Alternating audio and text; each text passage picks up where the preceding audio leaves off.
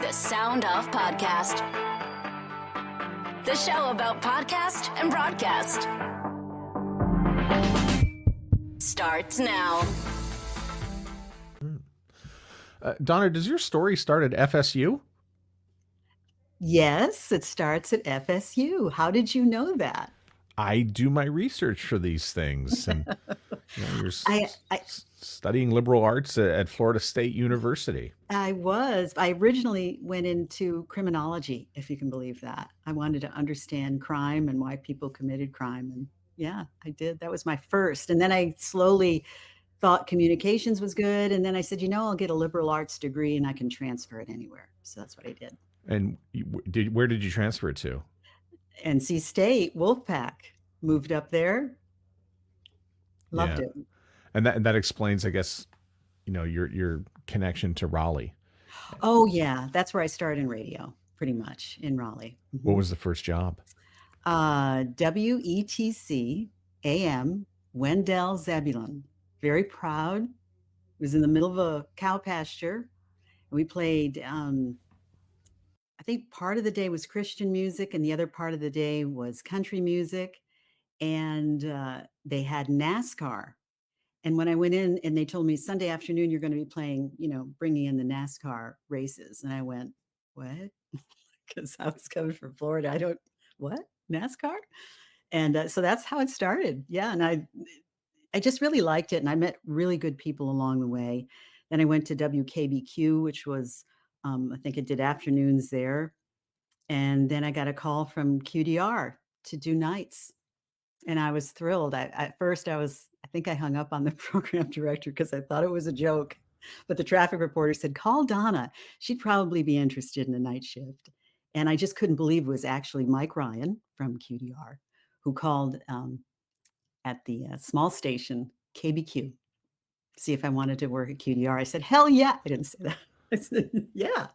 That's fun. I mean, you touched on your first job being where you're going to be bringing in the NASCAR and there's going to be, it sounds like you're going to be operating the show or Mm-hmm. so much of our early jobs in radio really did revolve around, operations and being part Yes. of an operation to make audio happen. And today, it's just so seamless. It But, is. here's somebody calling you though for a job we want you to do nights. So what was the format of that station and what did you have to do? Country music, 7 to midnight. I think that's probably my first introduction to doing interviews because whoever would appear at some of the local venues would come into the studio, say 8 o'clock, 9 o'clock at night and do a short interview. And I really liked it, but I liked production and I liked going back to NASCAR. I liked bringing in shows like that. Or there was another public radio station, CPE in Raleigh, where we used to bring in the BBC at the top of the hour. And I was like, back time? What? You have to back time. And of course you have to, oh, sure. I got it. And here's, da, da, da, da, here the BBC and Q and you have to bring them up. But after I got the hang of it, I really liked production too. So not production, commercial production, but on the board, bringing up. I like that. Yeah. Yeah. And you mentioned, I think probably the most difficult thing is that back timing. And you've got somebody from the BBC talking to you, BBC News in 30 seconds. And yes, exactly. serving you all these warnings. And you're Yep. like, is my song going to time out? Will this work? And why was I so stupid enough as to have a song with a cold ending that was going to come into the news? Oops. This was a classical music station. So it was all classical music. So I'm sure there were a couple of, big fans of classical music that were going, why is she, cutting it off? But, there was no vocals on some of these songs. So it sort of spoiled me because I could kind of bring down the instrumental and pop up, hello, BBC News, and it was kind of fun to do that. And so when I went to eventually rock radio, I used to pull every Joe Satriani song I could get my hands on if I had to back time into Rockline or, any of the satellite shows. But I still enjoyed it. But sometimes I did it with the music comes down and I talk up until the guys at Rockline would come in. So either way, it was good. It was fun. I liked it. I think at the time it was the late Steve Downs who was host. Yes. And then I forgot who came on afterwards. But I always thought the show was really good with Steve Downs. It was. There was someone else besides him, and it's terrible. I can't think of Bill. Ricky Rackman came in at one point. He did, but this was before then. I can't remember. But anyway, I enjoyed it. It was fun. Yeah. So, I mean, doing evenings too, that's something that's hard to explain about what that lifestyle is about. Because you mentioned, bands are going to come in the evening. And even at some point in the 90s, that began to disappear a little bit. We'd get all that done by about 6 o'clock. But today, the evening shift really doesn't exist in a lot of stations. So nobody's going to know the feeling of what it's like to live a life and walk around and wander throughout the day, to wait around all day to go to work. I know, right? And it's funny because I was talking to my husband today. I was mentioning about our podcast, and I really enjoyed radio, and I did like nights because they're very special. You have a real bond with the audience that the other shifts, they do have a bond with them, but nights are special. I can't put my finger on it. It's a special time to do radio. What did you do differently at night that you wouldn't do during the day? Is it because other people were in the office? Is it because there's an office crowd at work that we needed to be a little bit more behaved or a little bit just different? I could get myself in trouble. I really love salesmen. I do. They're a big part of radio. But I mean, I'm kind of like, I have to really focus. And that's maybe why nights was special, because I can focus. I think doing middays, mornings, it's challenging because people are coming in and out, and you have to retain your focus on what's going on. I'm not saying it's impossible, but for me, I was thrown into nights and I adapted because I had a certain freedom. Yeah, you weren't going to get interrupted at night necessarily. No. And if you were and somebody walked in, they were coming from the bar and they'd had a couple drinks. They were? Oh, yeah, I guess. Possibly. Possibly. Yeah. You did some military service. I did. Tell me how that came about. Let's see. I'm trying to remember. I graduated from Florida State. My brother was already in basic training. I wasn't sure where I wanted to go to. I felt like I needed some more practical experience. I just didn't want to be a student going into a job. So he said, join the Coast Guard. And so we did. We both came in. He was about a month or two ahead of me. And they had a photojournalism rate, they call it. You rank when you become E2, E3, E4. But rate is what you do for a living. You're a mechanic, you're a journalist, you're a public affairs specialist or whatever. And they had that. And I was very excited about it. And my dad was a Navy guy. A lot of people in my family are military. And I loved it. I mean, it was a challenge, but I went to Catholic school too, so it wasn't too much of a challenge. I always say that. It's not like, well, I go to some concerts and then join the military. I mean, I felt it was a really good transition. And looking back, I'm glad I did it. It was probably one of the better things I've done besides my two kids. So late 80s and 90s, how much control over what you got to play? How much did you have? Well, how many times did the hotline ring, you mean, in the studio? Why are we playing this? And name me a song that you played where somebody called and said, why are we playing this? You're going to get me in trouble.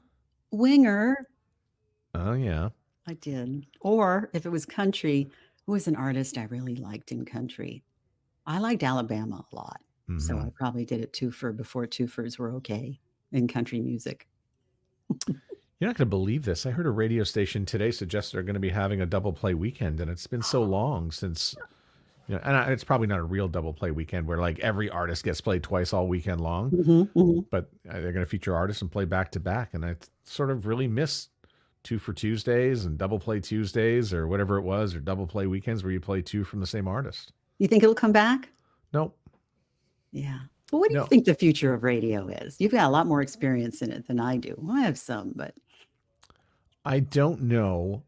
I hope it doesn't wind up being sort of an extension of social in any form, and I hope it really does sort of keep its live and local components to it. But there's so much going on these days that really tells me that live doesn't mean as much anymore, and local certainly doesn't mean as much anymore. And I think once you cash those two things out, it's just too expensive to do both, I think, for some stations. it is. I don't know how they're doing it. It is. I mean, some strong personalities will come to the forefront for sure. But it's tough out there. But we're all creatives. We have to do something. So we're doing podcasts and we're doing internet radio streams. And I think that's all good. keeps your hand in it. It's still a way to connect with people, and people are still looking for content. And I believe as long as you make good content, whatever that happens to be, we're entertainers. Yeah. At the heart of it. So blogging too. I mean, that's something I don't do as much of, but if I could just carve out the time to do it, I would probably do more of it. Were you offended by, I'm trying to think of the TV show, the cartoon with Hank, and the kid has a winger shirt. And Remember? You don't remember it? Okay. No, I don't. I know. Okay. I just thought, I just liked his songs. I mean, I thought he was really good. Yeah. I think, it was Beavis and Butthead. That's what it was. It was Beavis and Butthead. Yes. And then they had AC/DC shirts on or something like that. And then there was a geeky kid up the street who had a winger shirt, and they were always making fun of him. Not necessarily for a winger. They're making fun of him, but he wore a winger shirt. So I kind of got the joke. Oh, you did. Well, I never got the joke because I think Kip Winger is boss. So there's that. Favorite winger song? I can't remember. It was 17? 17. Yeah. That's good. Whatever the big hit was. Oh, no. I It was like the album cover. Come on. It was the MTV videos. Come on, Matt. Yeah. You mentioned curation, which is kind of why I asked you about, did you pick your own songs? Did you find a song that would sort of go in the moment when you were on the air? But you mentioned online, and I know you do some work with AccuRadio. And so tell me a little bit about the curation you've done in the past for that channel. That's like my heart, that format, that just working with them. Yeah. It was I believe they had some kind of a contest. And it was on LinkedIn where they were looking during COVID for radio people to come up with their own playlist stuff something you'd like to play that you wouldn't necessarily have on your show. And I thought, oh, that'd be fun. So I was highly encouraged by friends of mine, do it, do it, do it. So I did. I came up with a bunch of songs, and they weren't rock songs. They weren't country songs. They were just songs I really liked. And I felt people needed to relax a little bit because it was during COVID. Yeah. And so the Leopard Print Lounge Chair had begun. And we had a Leopard Print Lounge Chair when I was a kid growing up. So a lot of the women in my family like to, chill on it. And I thought, oh, that's a cute name. It's retro. Let's do that. So that's what I called it. So I'm pretty certain that I remember every song that I add to a playlist, or at least that I played on the radio. Mm-hmm. And I'll especially note if the song has had a very good run. But up until today, I was listening to Leopard Print Lounge, The Leopard Print Lounge Chair. Channel. Yes. And, okay, so David Bowie from Hunky Dory comes on. All right, I'm good with changes, right? But then I think shortly after came a Crowded House song from 1991 called Weather With You. Yeah. And I'd completely forgotten about that song. That's it. That's exactly what I wanted to do. And they were very good at AccuRadio for going, oh, all right, right on. It's a little bit different. I didn't want anything that was same old, same old. I love country music. I love rock music. I love AC music. I never worked the AC format, but I was very familiar with the songs. And I thought AccuRadio, any of the streaming services, they probably have the regular artists playing all the time. But I wanted something that was different, that people would go, oh, I remember that song. And I also I wanted people to listen at work too. That was, even if they were working at home, right? So I was in the back of my mind, I wanted that as well. I didn't feel that.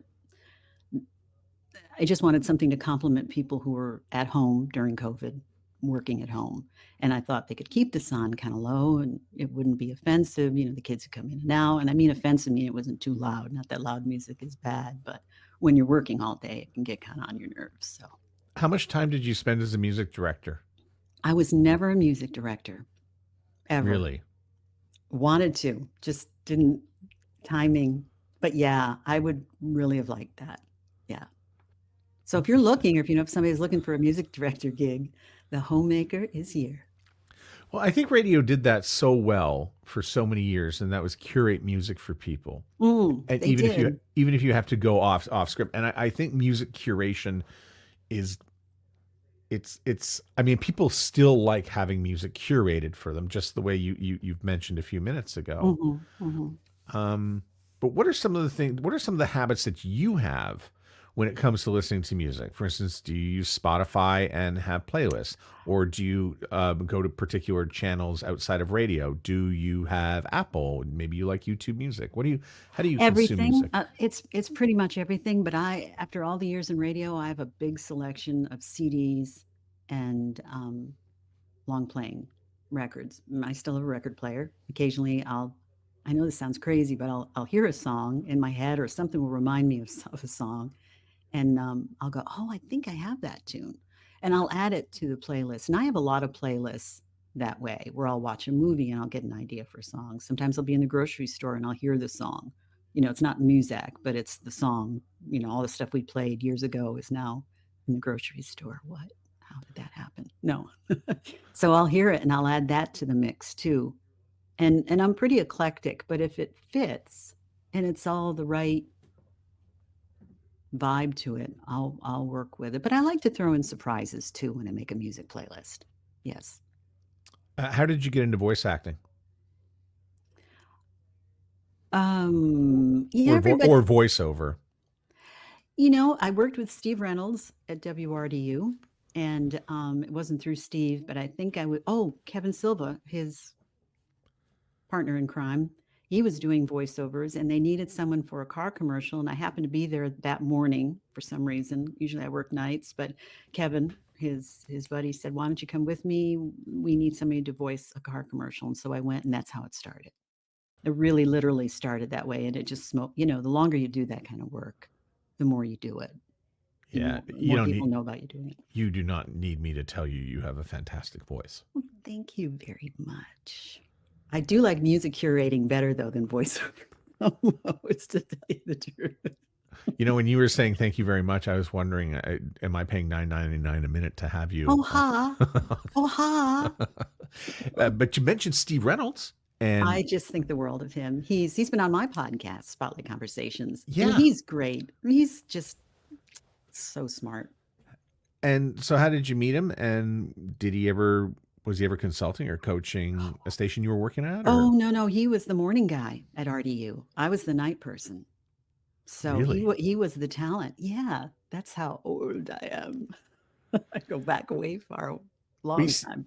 I had Steve on the show, and I don't think we ever talked about his time at RDU in Raleigh. I don't think we talked about him as talent. We spend so much time trying to figure out like how talent can be great and amazing. And especially he came on twice. He came on once before the pandemic, and I think once, during the pandemic, where he gave some of the best advice, which is put on your own clothes before you go to work and stop doing your show in your jammies, that sort of thing. No bunny slippers for Steve. No. Yeah. You've done some narration, though. You've done some video games. You've obviously done some commercials, because I think that's probably the bread and butter of your voice business. It is that, and some transit systems where you're boarding a train or a plane, and thank you for not smoking, or please mind your luggage. It's like being a flight attendant without being on the flight. So I do a lot of that kind of voice work too. Audiobooks it's a challenging part of voiceovers, for sure. Yeah. And so this is going to be a great question for people who are thinking, I can do this, I can get into this, but I do voice work and I do 30-second spots. I did one here today for BetMGM. The blue part is the part I needed to read fast, super fast that nobody understands, those gambling disclaimers, sort of thing. But when you do audiobooks, it's such a different animal. So for anybody who's a novice and just doesn't understand audiobooks, how is it different from the rest of the voice work that you do? Well, you have to have a lot of patience, for one. It's just not something you do fast. And I figured that out relatively quickly. I've only done a handful of books. But you really have to switch gears when you do an audiobook. It's not the voice I'm talking to you right now in. You're going to have to switch it to. And then I decided, you have to switch as you're reading the book with the different characters in the story.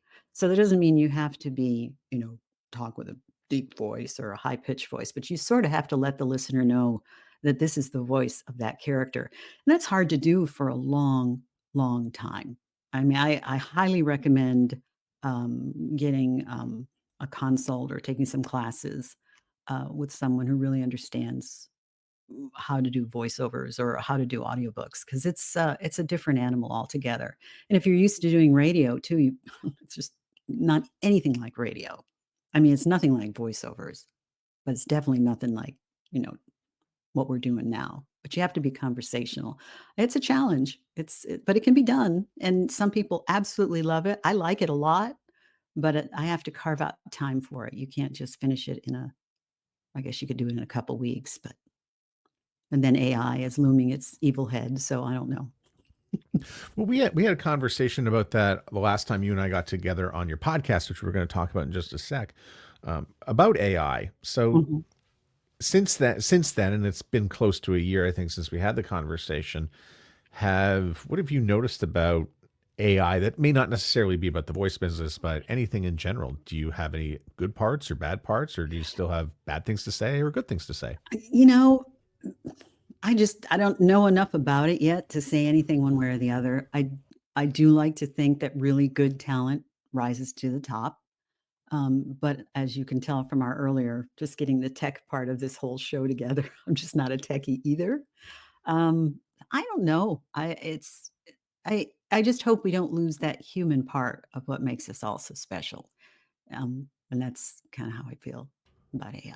Does that answer your question? It certainly does. Okay. I think everybody can feel something good, something bad, or maybe not much at all. It's okay, really. It depends how you want to use Yes, it. I guess it depends on how you use it, but, we're creatives, so we don't want anything that's gonna, step in on our creations. How did you get the idea to start a podcast and spotlight conversations? It was about the same time I started the Leopard Print Lounge Chair channel. It was during COVID, and, the first thing in my mind was, "What can we do to entertain?"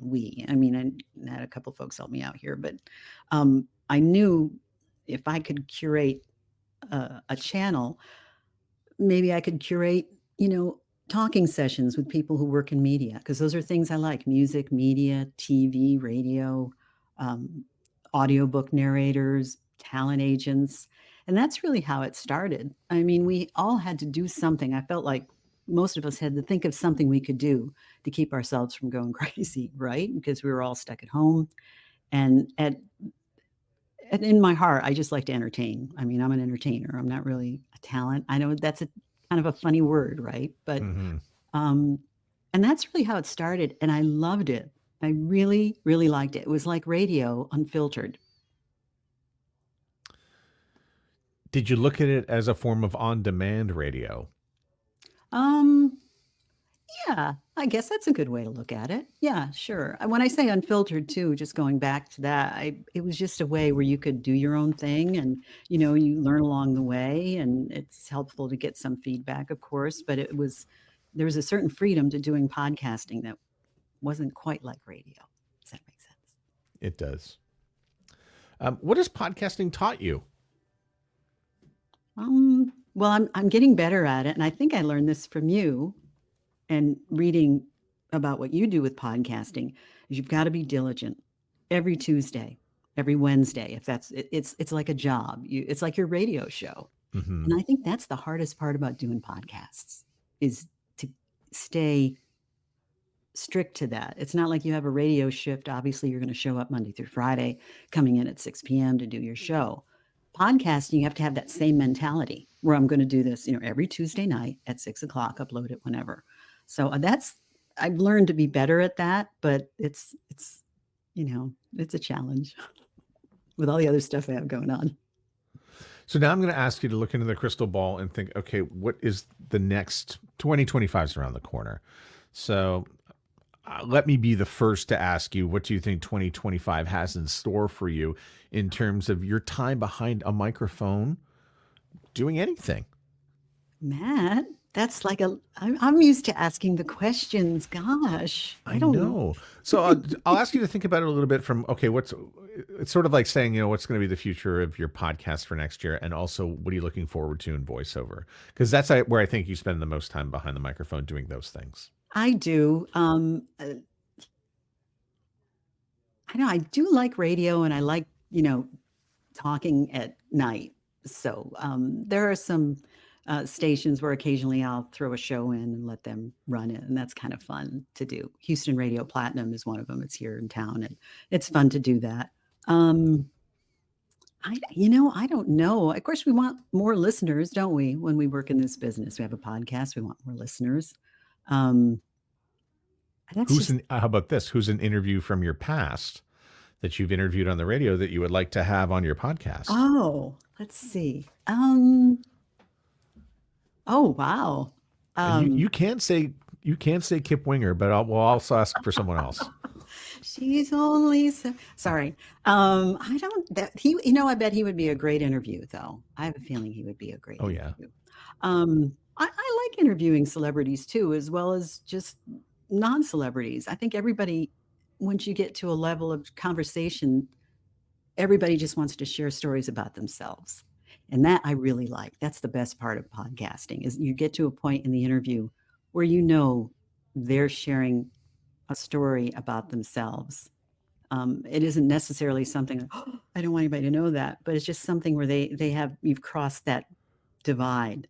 That's the best part. If I could do more of that, the answer to your question in 2025 would be more of better interviews. Short, concise, though. I like them short because people are busy. I don't think they need to sit for an hour or two, or it depends on the topic. Are evenings your most creative time? Yes. I'm not good in the morning. I wouldn't be a terrible morning show host, I think. I don't know. I was piped in from my home, as Steve Reynolds would say, but I would have to have my slippers on and I'd have to have my PJs in. But yeah, I could see me doing mornings for sure. So you tell the Canadians up there they need an American. I'll come in with my slippers, do the show. Donna, Leopard Print Lounge Chair. Donna, thanks so much for being on the podcast. I really appreciate it. And continued success with the podcast and your voiceover business. Thank you very much. And the same to you. I've enjoyed this story. I'm glad we got the tech issues worked out and we got here. We made it. Yay. The Sound Off Podcast is written and hosted by Matt Kundle. Produced by Evan Serminski. Edited by Chloe E. Lane. Social media by Aiden Glassy. Another great creation from the Sound Off Media Company. There's always more at soundoffpodcast.com.